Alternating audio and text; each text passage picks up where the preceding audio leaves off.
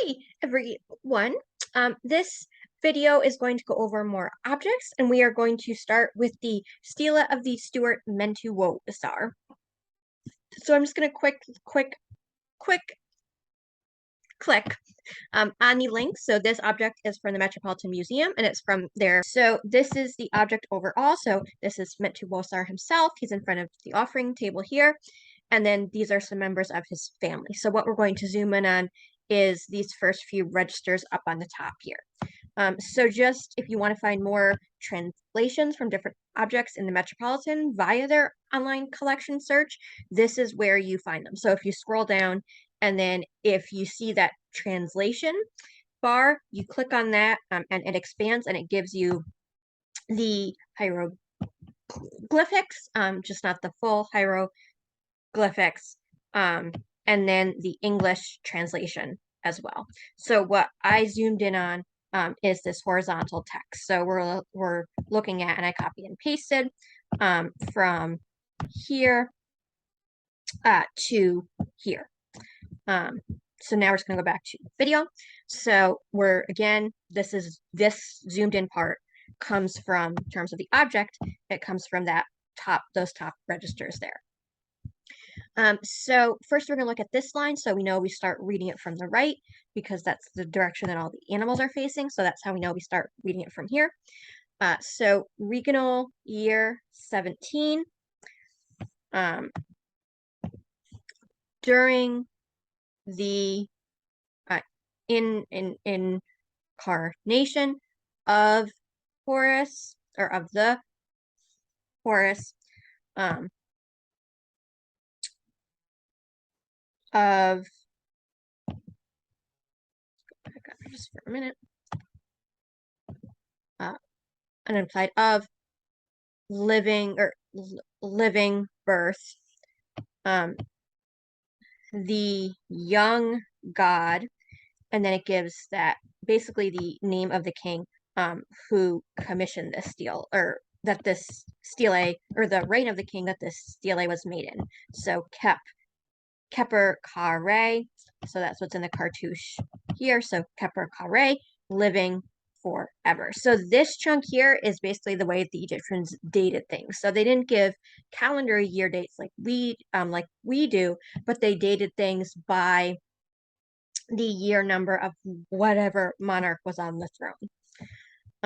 So that's what this first chunk is referring to, and it's giving us that date.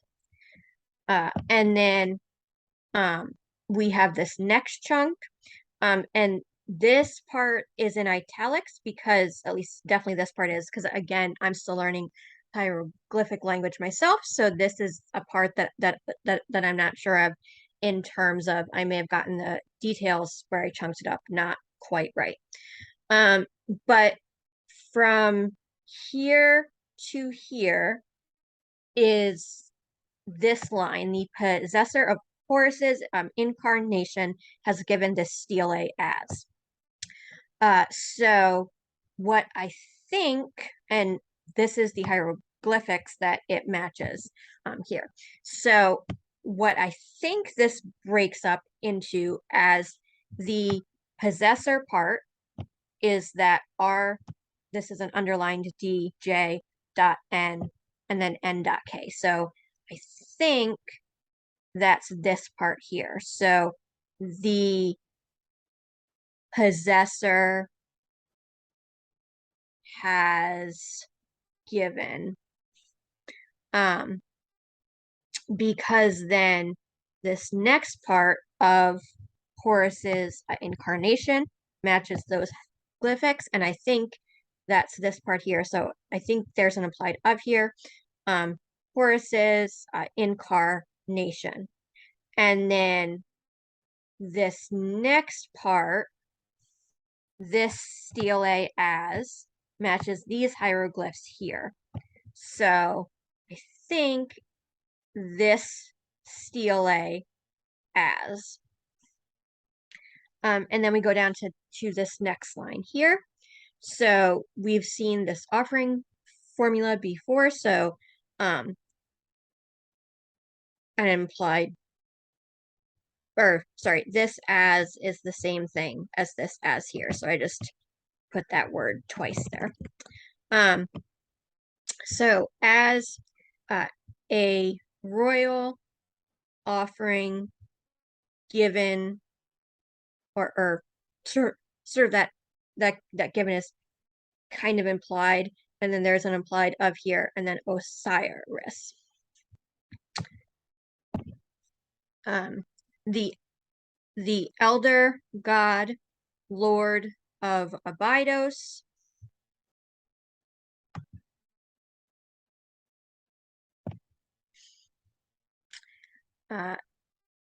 giving, so an implied he here for the pronoun, giving an invocation offering, and then we're just copy and paste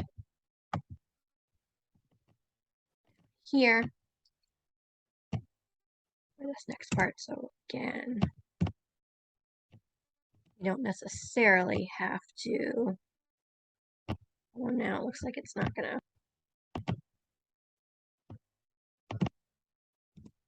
Sorry. Okay, so we're gonna have to keep scrolling up. I was hoping to avoid that, but it's not being nice. But basically, this chunk here, particularly this part, is telling you what sort of offerings meant to Wo Sat, just double check, yeah, or meant to Wo Sir, hopes to have in the next life. So I talked about in last video how there's the step-by-step hieroglyphic site. So this particular chunk I didn't get from the dictionary tab, but I got from the actual hieroglyphic grammar lessons, because they have some on offering formulas and sort of how to read those. So that's where I copied and pasted this from. But if you look, that T is bread, and then that H and Q matches this, so beer, and then that Ka matches this, which in this case is ox, and then that capital or R capital APD is this, so it's the fowl, and then that S, and I thought,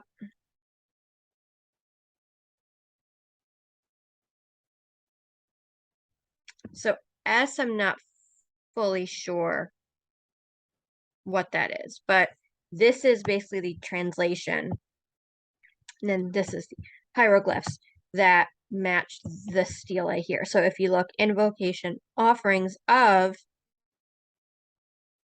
ox,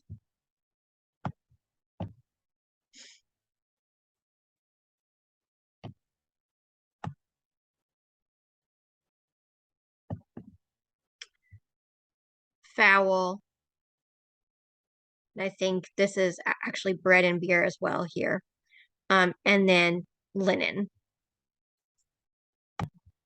So if you look, there's linen there. So that MNX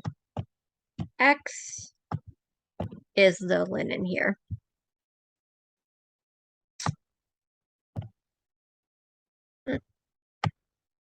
And then just sort of as a backup in case this, these goodies aren't enough, the Egyptians then sort of put a final backup in place. And so that's what this chunk refers to. So it's matching, it's this hieroglyphs here. So everything good and pure. So the everything is that elliptical HT, or thing is the elliptical HT.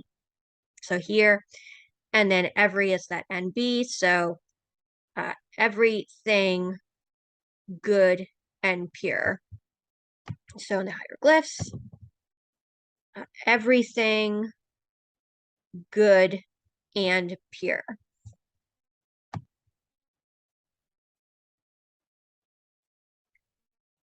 And we're just to see if we can copy and paste it down here again.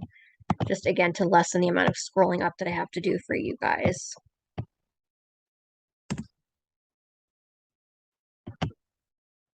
Come on, you can do it.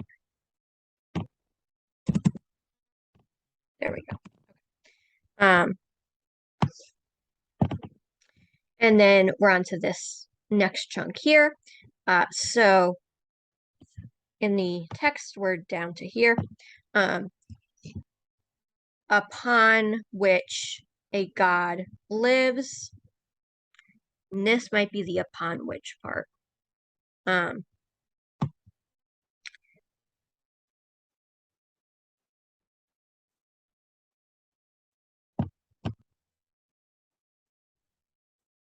And then we're down to this chunk here.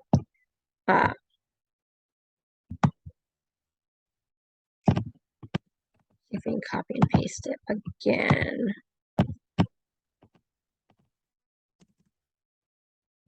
Without it deleting.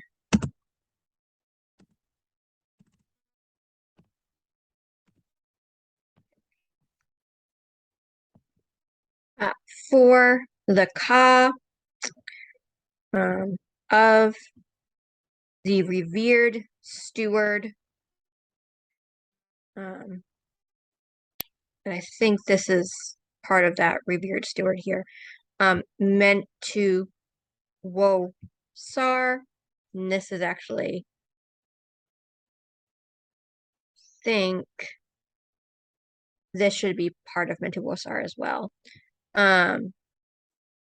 because this ms is that hieroglyphic here. So this is the born of Abaku. So here we have the name of Mentu Wosar's mother, which was Abaku.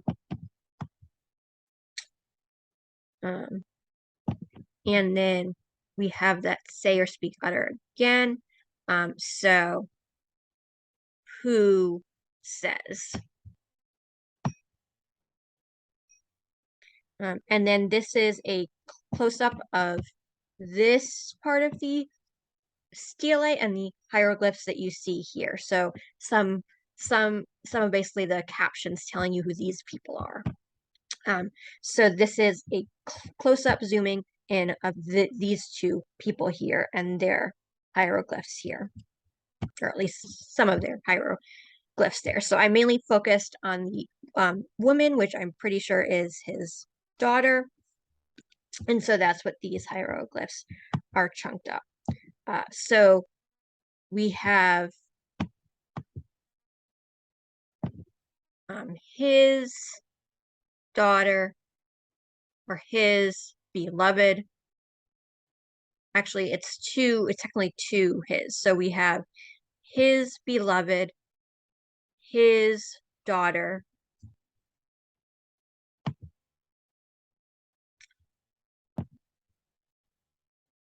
D det, born of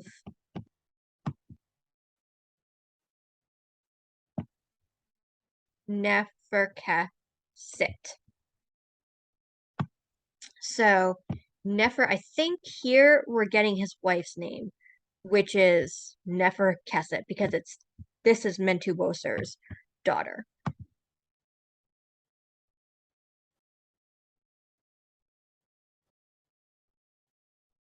So this next object that we're looking at is also from the Metropolitan, but it is a sarcophagus, so it's actually not a stele, but it's a sarcophagus of a priestess, and it's a priestess of Hathor that lived during the Middle Kingdom. So this is the sarcophagus here. So this is the hieroglyphs that I am transcribing.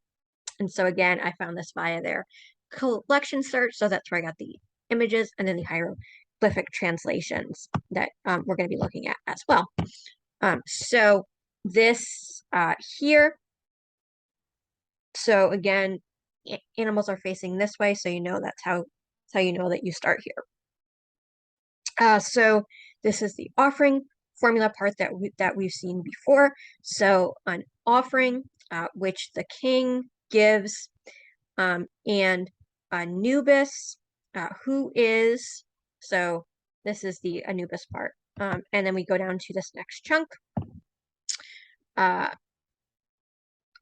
Upon his hill,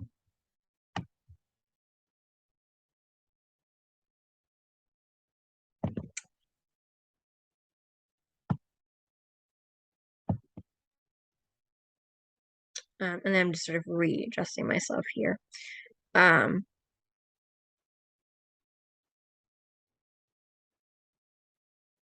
Think this is I'm Way It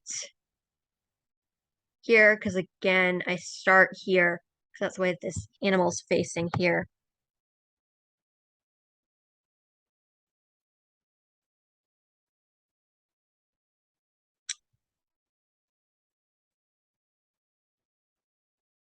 No, sorry, so I got this slightly confused. So this Anubis who is,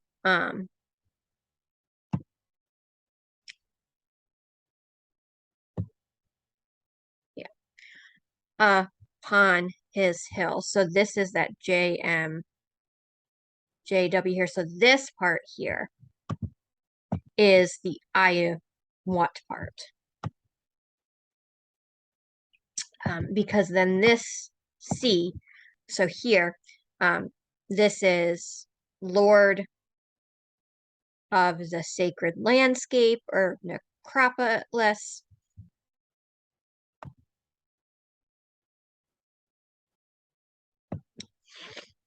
Um, and then this is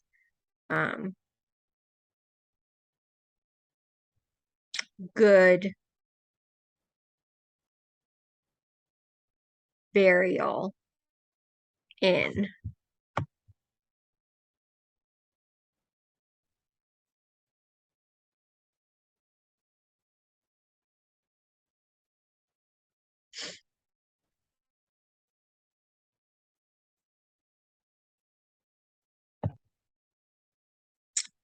And then this part, this chunk here is her tomb of the necropolis and invocation offerings before.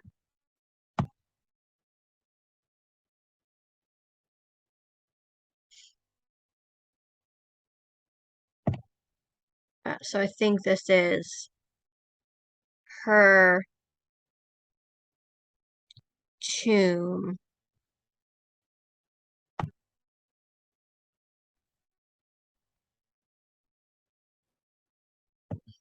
of the necropolis and invocation offerings before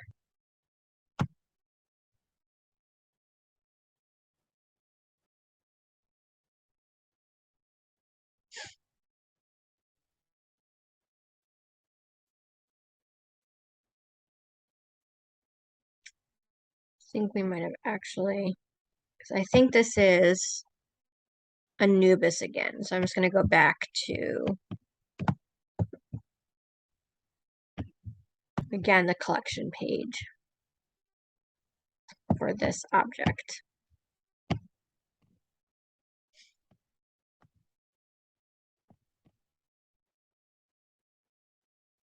Yeah, see, that's why invocation offerings before Anubis.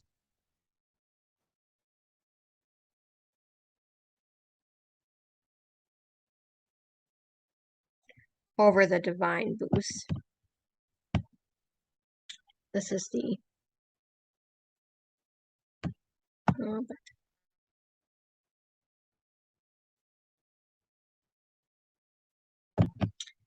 before Anubis.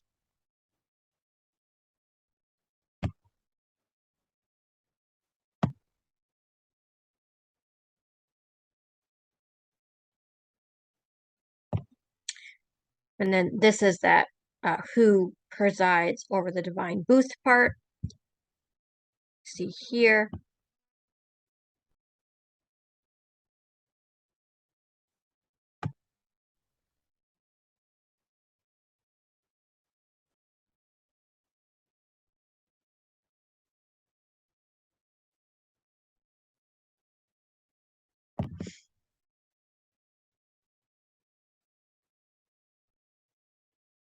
And then this next chunk for the venerated soul ornament of the king.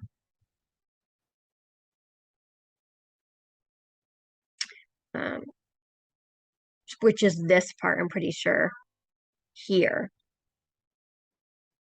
Because then this next chunk, this priestess of Hathor, Hananet, true of voice,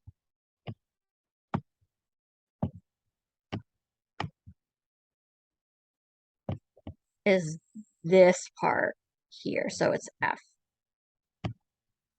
So this is priestess of Hathor, Hananet, true of voice. So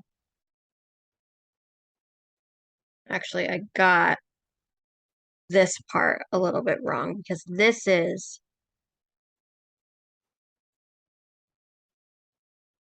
priestess of Hathor, Hananet, true of voice.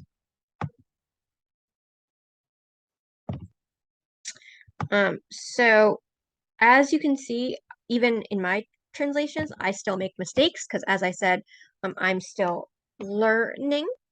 If you go to my either YouTube channel or my Facebook page, I will try to, depending on which medium it works for, I will try to upload this document that I used in PDF form so that you guys can see it as well. But for now, I'm going to sign off. So I'm going to stop sharing my screen, and hopefully you learned some cool stuff.